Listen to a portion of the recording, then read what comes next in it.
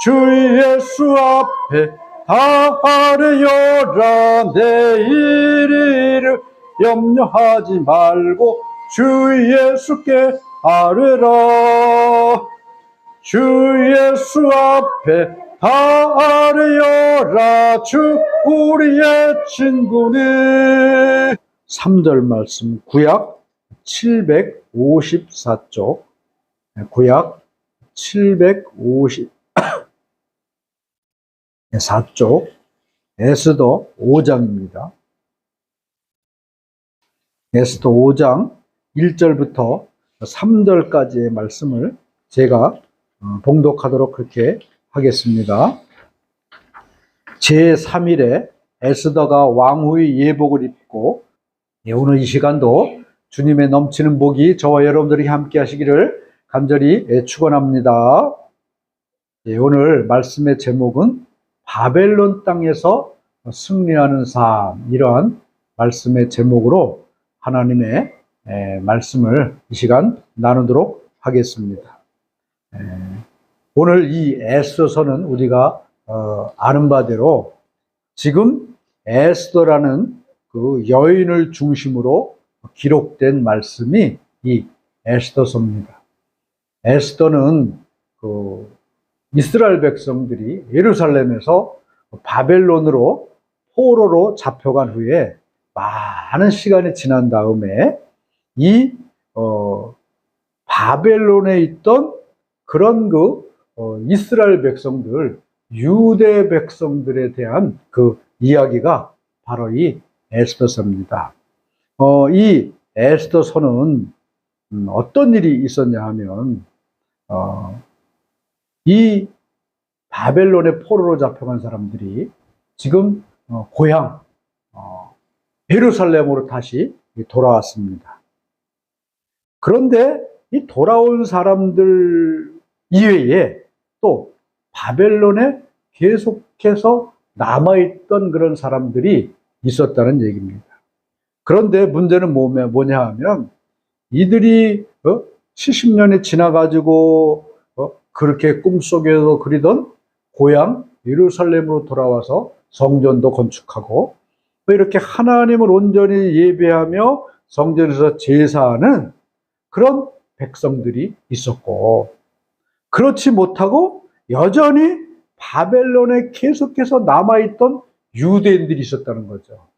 그렇다면 이렇게 예루살렘 성으로 돌아간, 성전을 짓고 예루살렘 성전에서 하나님을 예배하고 제사하는 이 사람들은 정말 하나님의 백성인데, 그렇다면 여전히 유대 땅에 남아있던 백성들은 도대체 어떤 존재들인가?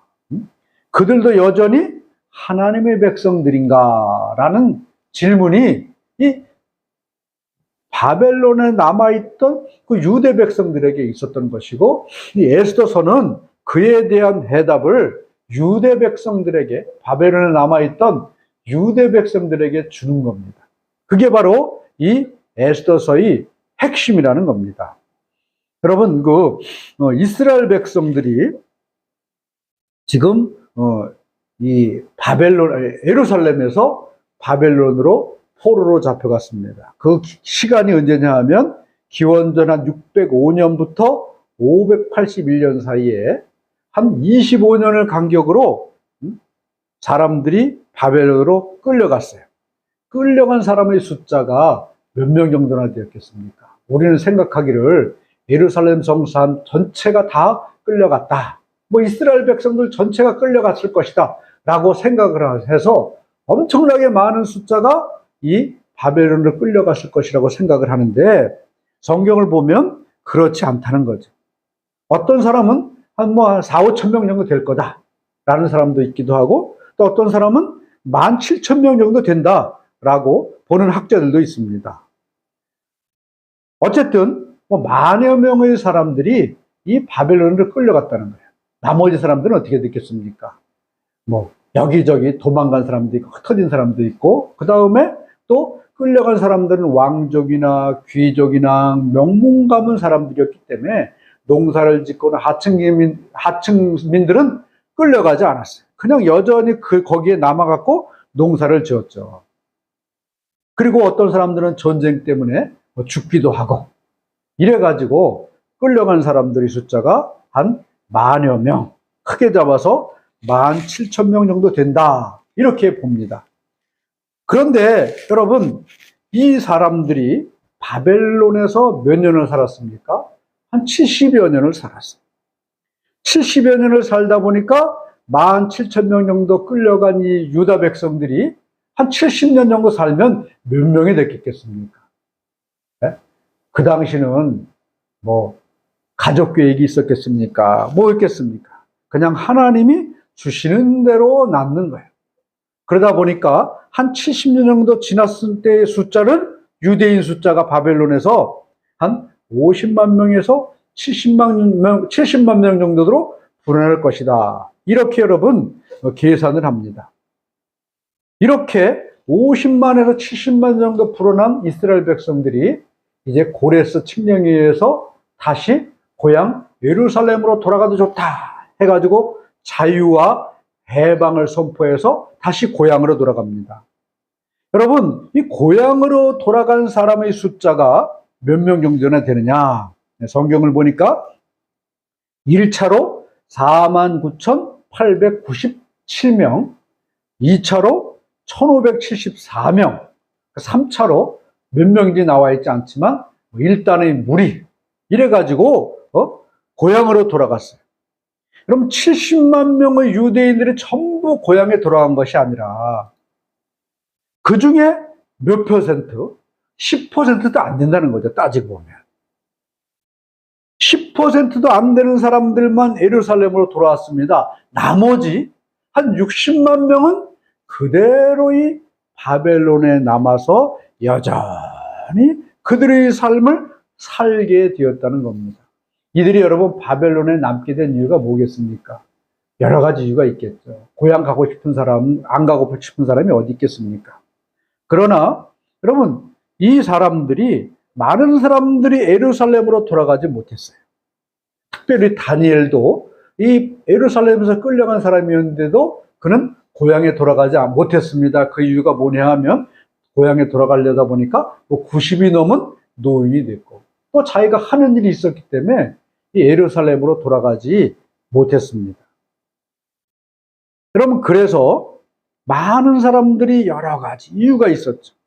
뭐 또 이 바벨론에서 난 자녀들은 내 고향이 부모님한테만 들었기 때문에 이게 예루살렘이 내 고향이라고 생각하는 거지, 나는 실제적으로 이 바벨론에서 태어났고 바벨론에서 공부를 했고 바벨론에 형제자매가 있기 때문에 사실상 정신적인 고향은 예루살렘이라 하도 내 실제 고향은 바벨론이다라고 생각하는 사람도 많이 있었습니다. 그래서 여러분, 이 예루살렘에 돌아간 이 백성들은 거기서 성전을 세우고 하나님께 제사를 드렸어요. 하나님을 예배하고 찬양했습니다. 그런데 이 바벨론에 남겨진 유대인들, 엄청나게 많은 유대인들이 과연 정말 하나님이 그들에게도 함께 하시고 제사하고 예배하지 못함에도 불구하고 그들은 여전히 하나님의 백성들인가라는 질문을 할 수밖에 없게 되었다는 겁니다. 여러분, 많은 유대인들의 생각은 어떤 생각을 가졌습니까? 정말 유대 백성, 하나님의 백성들이라면 예루살렘에서, 성전에서 하나님께 제사하고 예배하고 찬양해야 된다. 그렇게 해야만 참 하나님의 백성이고 유대인이다라고 생각을 하고 있었다는 겁니다. 그렇다면 여러분, 수십만 명의 그 바벨론에 남아있던 이 유대인들이 정말 그들도 하나님의 사랑을 받는 하나님의 백성들이었겠습니까? 에스더서는요, 우리가 잘 알다시피 하나님이라는 이름이 한 번도 등장하지 않아요.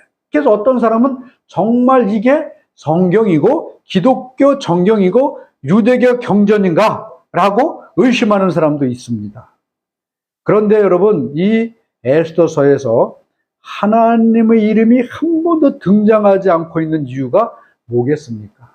그 이유는 하나님의 이름이 에스더에 나타나지 않듯이 정말 바벨론에 있는 이 이스라엘 백성들도 하나님께 정말 잊혀진 그런 존재들인가 하는 질문을 이 에스더서에서 하고 있다는 겁니다. 결론은 뭐겠습니까? 예, 바벨론에 있는 유대인들도 하나님은 여전히 그들을 사랑하시는 하나님의 백성이다 라는 사실을 이 에스더서는 보여주고 있다는 겁니다. 할렐루야. 오늘 말씀은요, 아하수에로 왕과 그 유대인이었던 에스더에 대한 그런 이야기입니다. 여러분, 이 아하수에로 왕은 온 땅의 왕이신 하나님을 상징한다 이렇게 볼 수 있어요. 그렇다면 에스더는 누구인가? 바벨론 땅에 고향으로 돌아가지 못하고 예루살렘에서 예배하지 못하는 그런 바벨론 땅에 살고 있는 수많은 디아스폴라 유대인들을 대표하는 자가 바로 이 에스더라는 겁니다.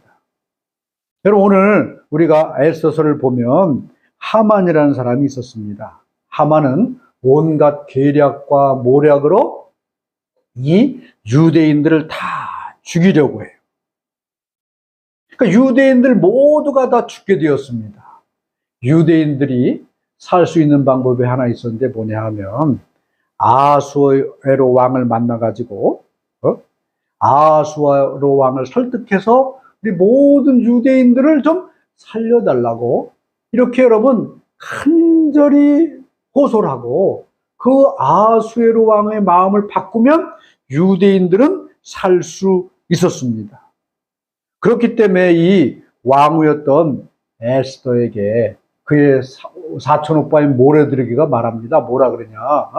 네가 왕후의 위를 얻음이 지금 아니냐? 이때를 위함이 아니냐? 그러니까 네가 가서 이 아하수에로 왕에게 우리 유대인들의 모든 사정을 설명하고 유대인들을 살려달라고 이 왕에게 말해라. 이렇게 여러분 에스더에게 말합니다. 그런데 에스더가 뭐라고 대답하냐 하면 이렇게 대답을 해요.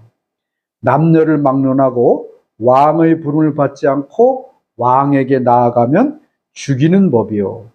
왕이 금규를 내밀어야 살 것이라. 내가 부름을 입어 왕에게 나가지 못한 지가 30일이라. 그럼 이 말의 뜻이 뭐겠습니까? 왕이 부르지 않은 사람이 왕 앞으로 나가면 다 죽임을 당하게 된다는 거예요. 근데 왕이 30일이 지나도 자기를 부르지 않았는데 내가 오늘 왕 앞으로 나간다면 나는 죽을 수밖에 없다. 한 가지 죽지 않고 왕에게 나갈 수 있는 방법이 있는데 그것은 뭐냐 하면 왕이 들고 있는 금규, 홀, 이거를 내밀면 내가 그 앞에서 살 수 있다. 여러분, 이렇게 말합니다. 결국 이 에스더는 정말 죽으면 죽으리라는 마음을 가지고 왕 앞으로 나가는 그런 용기를 이 에스더서에서 보여주고 있습니다. 오늘 여러분 이 말씀은 고향으로 돌아가지 못하고 성전 제사를 드리지 못하는 수많은 유대인들에 대한 하나님의 뜻을 아주 잘 보여주고 있습니다. 여러분, 아하수에로 왕은 누구를 상징한다고 말씀드렸습니까? 하나님을 상징한다고 말씀드렸어요. 에스더는 누구냐? 이 바벨론 땅에 고향으로 돌아가지 못하고 하나님의 성전에서 제사 드리지 못하는 수많은 그런 유대인들을 대표한다고 말씀드렸습니다. 여러분, 오늘 이 시간 이 말씀을 통하여서 정말 이 하나님은 이 바벨론에 살고 있는 수많은 유대인들을 어떻게 생각하고 계시는가? 또 이 유대인들과 하나님은 어떤 관계가 있는가? 이 말씀을 통하여서 여러분 어찌 보면 지금 저와 여러분의 이 코로나의 삶이 어떤 삶입니까? 이 바벨론에 살고 있는 유대인들의 모습과 같다는 겁니다. 뭐 교회에서 예배하기도 어렵죠. 또 예수님을 증거하기도 어렵죠. 이런 어렵고 힘든 상황에서 과연 하나님은 우리에 대해서 어떤 뜻을 가지고 또 어떻게 생각하시는가? 이 말씀을 잘 깨닫고 오늘 코로나와 같은 이 영적인 바벨론의 삶에서 승리하실 수 있기를 예수님의 이름으로 간절히 축원합니다.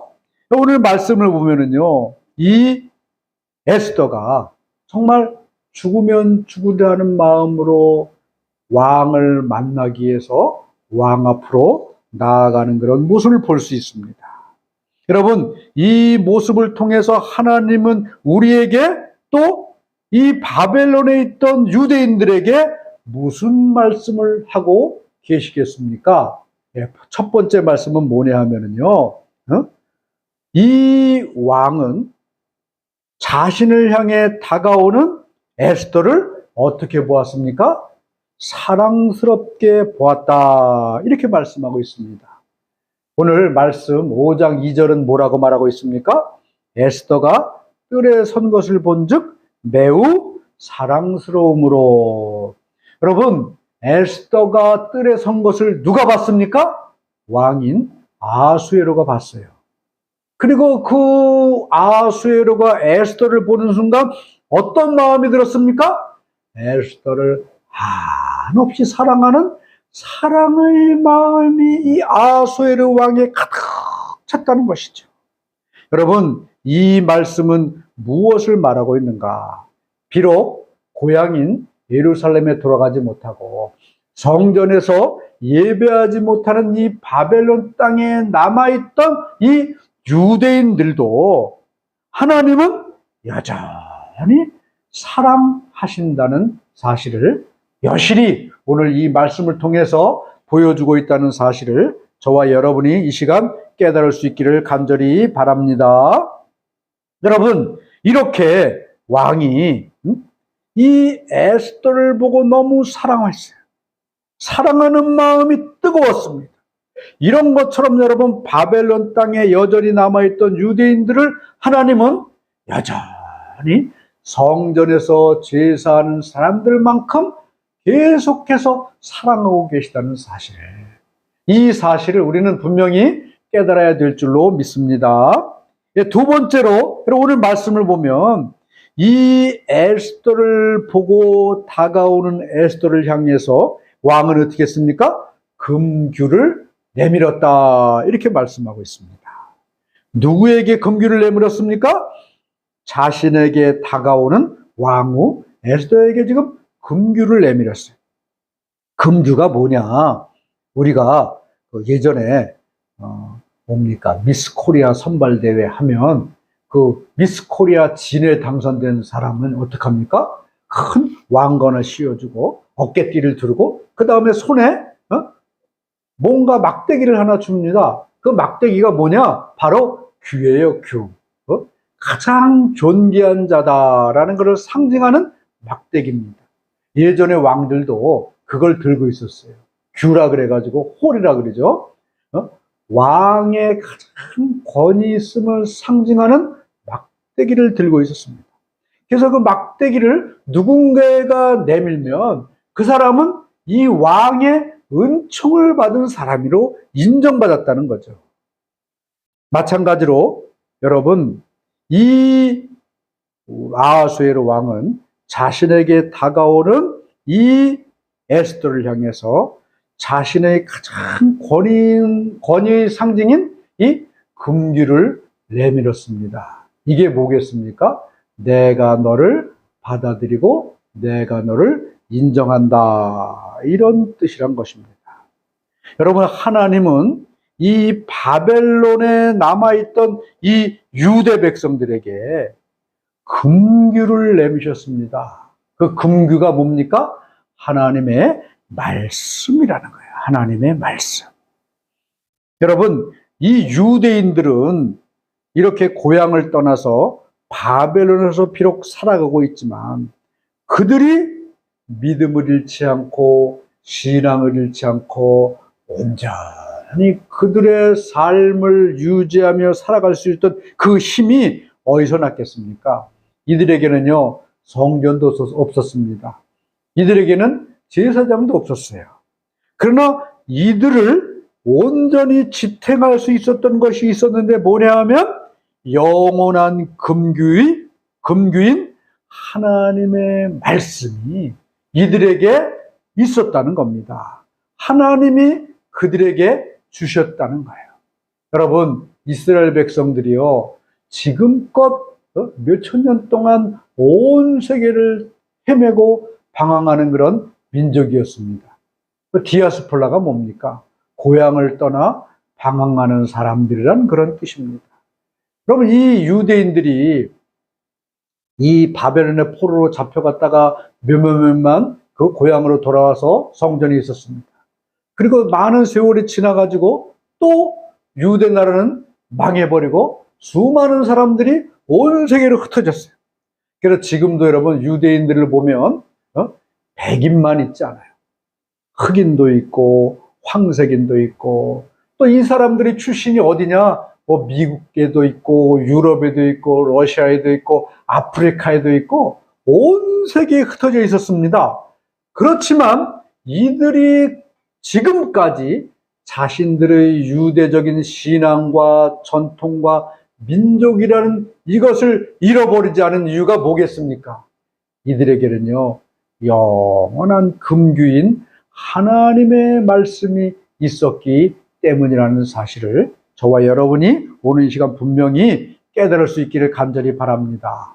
물론 여러분, 이스라엘 백성들, 유대인들이 예수님을 메시아로 인정하지 않습니다. 그리고 지금도 그들은 자신들을 구원할 메시아를 기다리고 있음에 분명합니다. 하지만 우리가 여러분, 그들의 신앙과 그들의 믿음은 본받지 않는다 할지라도 하나님의 말씀을 온전히 그들의 삶의 중심으로 삼았던 이 정신은 저와 여러분이 분명히 본받아야 될 줄로 믿습니다. 오늘 말씀 세 번째를 보면 그럼 에스더는 어떻게 했습니까? 그 금규를 붙잡았다 이렇게 말씀하고 있어요. 5장 2절을 보면 뭐라고 얘기하고 있습니까? 에스더가 가까이 가서 금규 끝을 만지니라. 같이 한번 따라 하시기 바랍니다. 에스더가 가까이 가서 금규 끝을 만지니라. 여러분, 이렇게 왕이 금규를 내미니까 금규를 붙잡은 에스더는 그 금규를 붙잡았습니다. 이 금규를 붙잡으니까 이 왕은 에스더에게 뭐라고 얘기하고 있습니까? 3절 말씀을 보면 왕이 이르되 왕후 에스더여, 그대의 소원이 무엇이며 요구가 무엇이냐? 나라의 절반이라도 그대에게 주겠노라 하니. 왕이 금규를 내밀었습니다. 그러면 이 붙잡고 안 붙잡고는 에스더에 달린 겁니다. 만약에 이 왕이 금규를 내밀었어도 에스더가 붙잡지 아니하였다면 어떻게 되겠습니까? 에스더는 아마 죽음을 면치 못했을 겁니다. 그러나 이 에스더가 왕이 내민 그 금규를 붙잡는 그 순간 왕이 뭐라고 됐습니까? 그대의 소원이 무엇이냐? 여러분이 에스더가 왕이 내민 금규를 붙잡는 순간 에스더가 살았습니다. 유대인들이 살았습니다. 여러분, 오늘 이 시간 우리는 분명히 깨달아야 될 줄로 믿습니다. 오늘 우리 인생이 정말 살아가면서 망하는 이유가 뭐겠습니까? 하나님이 내미시는 말씀의 금규를 붙잡지 않는 사람은 그 인생이 여러분 분명히 망할 수밖에 없다는 사실을 저와 여러분은 오늘 말씀을 통하여 분명히 깨달을 수 있기를 바랍니다. 그래서 여러분, 이스라엘 백성들은요, 신명기 6장 5절 이하에 하나님이 이렇게 말씀하셨어요. 너무나 잘 아는 쉐마라는 말씀인데 이 말씀은 이렇게 말합니다. 이스라엘아 들으라, 우리 하나님 여호와는 오직 유일한 여호와이시니 너는 마음을 다하고 뜻을 다하고 힘을 다하여 네 하나님 여호와를 사랑하라. 오늘 내가 네게 명하는 이 말씀을 너는 마음에 새기고 네 자녀에게 부지런히 가르치며 집에 앉았을 때든지 길을 갈 때든지 누웠을 때든지 일어날 때든지 이 말씀을 강론할 것이며 너는 또 그것을 내 손목에 메어 기호를 삼으며 내 미간에 붙여 표를 삼고 또 내 집 문설주와 바깥문에 기록할지니라. 저희 요양 선생님들 가운데 젊은 분이 하나 있으셔요. 가족 요양을 하시는 분인데 그분의 남편이 LG 무슨 무역 상사 회사 직원이라서 세계를 계속해서 왔다 갔다 했대요. 그래서 미국에도 있다가 체코에도 있다가 그 다음에 어딥니까? 여기저기 있어요. 그래서 지난번에 체코산 이 면도 이런 저기를 저한테 줘가지고 쓰라고 주신 분이 계십니다. 근데 그분도 하시는 말씀이 그렇게 세계를 여기저기 다니면서 어떻게 자녀를 키웠습니까? 라고 물어보니까 이 젊은 애들은 어딥니까? 사춘기인데는 아무런 부모 말이 안 통한대요. 저희들나 여러분이나 다 경험한 거 아니겠습니까? 그런데 어느 순간 이들에게 계속해서 하나님의 말씀을 계속해서 주입하고 낭독하고 계속해서 심어주니까 어느 날부터 그 말씀에는 순종하고 따라가게 되더라. 그래서 겨우 이 사춘기 시기를 넘기고 애들이 여기저기 전 세계를 다녔지만 그래도 믿음으로 잘 성장하게 됐다. 이런 말씀을 하시더라고요. 그러면서 저와 우리 가정의 자녀들의 모습을 좀 돌아보게 됐습니다. 잠언 4장 4절부터 6절은 이렇게 말씀하고 있어요. 아버지가 네게 가르쳐 이르기를 내 말을 네 마음에 두라. 내 명령을 지키라. 그리하면 살리라. 지혜를 얻으며 명철을 입으라. 내 입의 말을 잊지 말며 어기지 말라. 지혜를 버리지 말라. 그가 너를 보호하리라. 그를 사랑하라. 그가 너를 지키리라. 여러분 이스라엘 백성들은요. 하나님의 말씀을 정말 최선을 다해 붙잡았습니다. 그럼 이스라엘 백성들이 이 예루살렘 성전에 돌아오지 않은 수많은 백성들은요. 전 세계적으로 다 흩어졌습니다. 그리고는 별의별 일을 다 해오며 살았어요. 그럼에도 불구하고 그들이 끝까지 살아남을 수 있었던 이유는 뭐겠습니까? 바로 이 하나님의 말씀이 너희를 보호하리라. 하나님의 말씀이 너를 지키리라. 이 말씀 붙들고 살았기 때문에 여러분 이들은 지금까지 살아날 수 있었고 하나님의 보호하심을 받을 수 있었던 줄로 믿습니다. 여러분 이 말씀은 코로나를 살아가는 우리에게 중요한 의미가 있습니다. 지금 이 현상을 보면 우리는 영적인 바벨론에 살고 있다 이렇게 생각됩니다. 교회 생활을 제대로 할 수 있습니까? 또 모이기를 제대로 할 수 있습니까? 참 힘들어요. 이 영적 바벨론의 삶과 같은 삶입니다. 여러분 이 말씀은 이렇게 영적 바벨론과 같은 코로나 상황을 살아가는 우리에게 아주 중요한 말씀을 하십니다. 그 말씀이 뭐겠습니까? 첫째가 뭐냐? 하나님은 여전히 하나님 백성들 모두를 사랑하고 계신다는 사실을 믿으라는 것입니다. 어떤 사람들은요 이렇게 말을 해요. 아무리 코로나 상황이지만 교회에 나오고 예배해야만 되고 그런 사람은 하나님은 사랑하신다 이렇게 말씀하고 있습니다. 얘기하고 있습니다. 그러나 오늘 말씀은 뭐라고 얘기하고 있습니까? 이 많은 60만의 바벨론 유대인들은 성전에 가지 못했어요.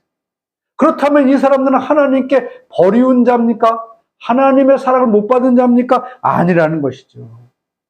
하나님은 고향으로 돌아가 성전에서 예배하는 많은 유대인들과 마찬가지로 이 바벨론에 남아있던 더 많은 유대인들도 똑같이 사랑하신다. 이렇게 말씀하신다는 겁니다. 마찬가지로 여러분, 우리가 오늘 이 시간도 분명히 깨달아야 될 것은 하나님은 교회에 나와서 열심히 예배에 참석하여 예배하는 그 예배자들이나, 아니면 비록 교회에 나오지 못하고 여기저기서 흩어져 있지만 하나님을 사랑하고 하나님께 나오기를 갈망하는 모든 사람들을 똑같이 사랑하신다.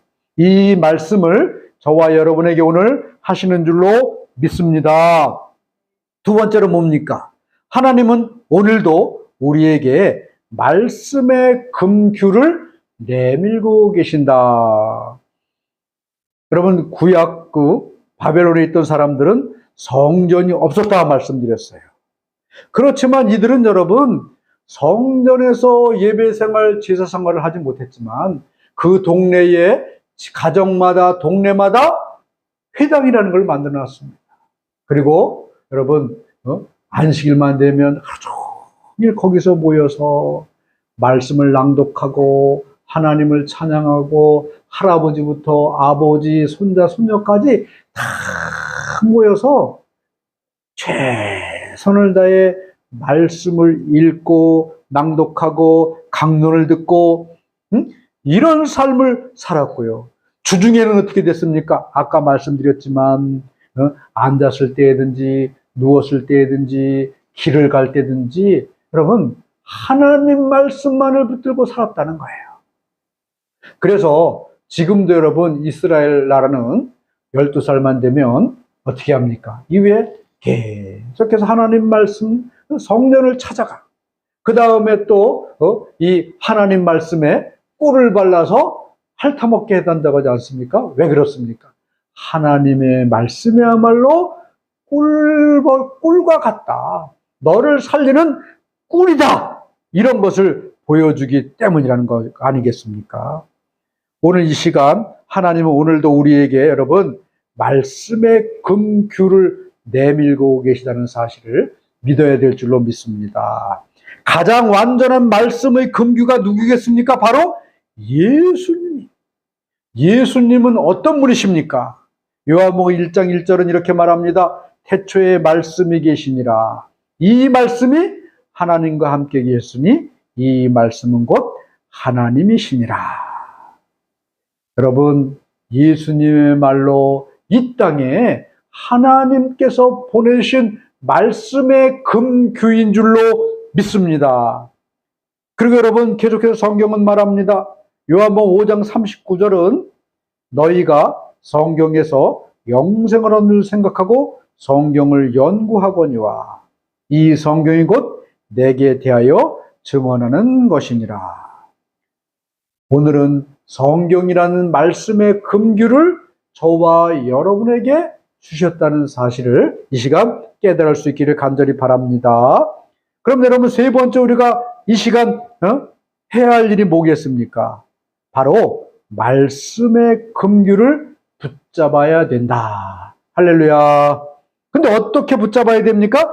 계속해서 붙잡아야 되는 거예요. 유다 백성들은 여러분 말씀을 붙잡았는데 어떻게 붙잡았습니까? 집에서든지 직장에서든지 잠잘 때든지 모든 시간에 말씀 붙잡고 살아갔던 겁니다. 여러분, 우리가 코로나 시대를 이기고 믿음으로 승리할 수 있는 길이 뭐겠습니까?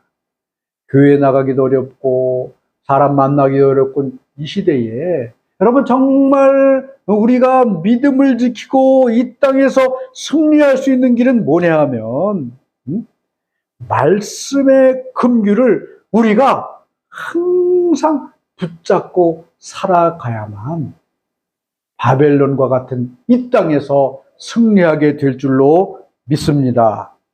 여러분, 오늘 이 시간 저와 여러분 말씀을 통하여서 이 바벨론과 같은 코로나의 삶을 살아가는 우리가 어떻게 이 땅을 살아가야 되는지 한번 생각해 보았습니다. 여러분, 바벨론의 삶을 살아가고 있는 우리가 사는 길은 바로 언제나 이 이스라엘 백성들처럼 24시간 말씀 붙들고 성령의 인도함을 받아 살아가는 길일 뿐임을 이 시간 깨달을 수 있기를 간절히 축원합니다. 성경은 오늘 이 시간 분명히 말합니다. 예수께서 대답하여 가라사대 기록되었으되 사람이 떡으로만 살 것이 아니요 하나님의 입으로 나오는 모든 말씀으로 살 것이니라. 시편 여러분 105절에 이렇게 말합니다. 주의 말씀은 내 발의 등이요 내 길의 빛이니이다. 말라기 4장 2절은 말합니다. 내 이름을 경외하는 너희에게는 의로운 해가 떠올라서 치료하는 광선을 바라리니 너희가 나가서 외양간에서 나온 송아지같이 뛰리라. 바벨론의 그런 삶과 같은 코로나 시대에 저와 여러분 오늘 시간 이 말씀을 잘 듣고 깨달아서 이 땅에서 믿음의 삶에 승리하는 하나님 백성 되시기를 예수님의 이름으로 간절히 축원합니다. 아멘.